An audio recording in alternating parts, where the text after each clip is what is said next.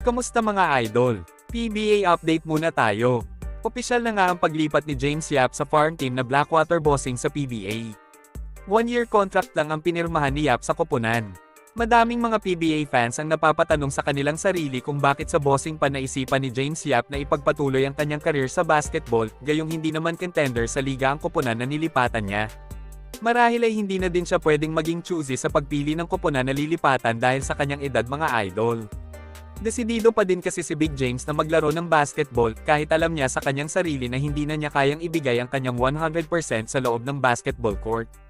Pabiro pa nga siyang tinanong ng team owner ng Blackwater na si Jossel Dossi kung kaya pa daw niyang makagawa ng triple-double sa laro. Ayon kay James Yap, 10 points, 10 claps at 10 high five na lang daw ang magagawa niya. Ang maganda lang dito mga idol, sobrang laki ng tiwala ni Jossel Dossi kay James Yap, na hindi kayang tumbasan ng kanyang former coach na si Yeng Guiao. 3 beses lang kasing pinaglaro ni Coach Yeng si Yap ngayong komperensya, kaya naman sobrang dismayado din ang former MVP sa management ng Elasto Painters.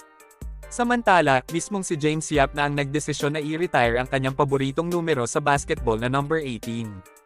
Emosyonal si Yap na nagpaalam sa kanyang paboritong number na ginamit niya simula pa nung high school days hanggang sa umakyat siya sa PBA mga idol.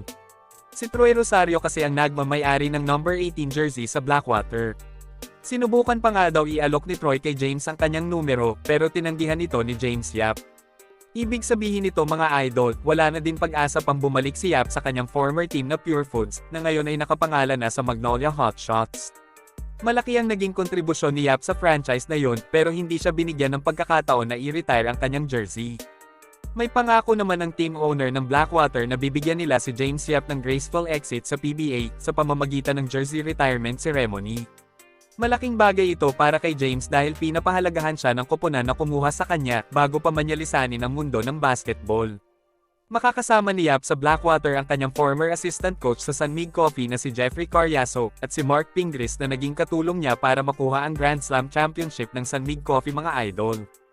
Mabibigyan din ng pagkakataon si Yap na turuan ng mga batang players ng bossing, lalo na at malaki ang potensyal ng mga ito na maging superstar sa PBA sa mga susunod pang taon.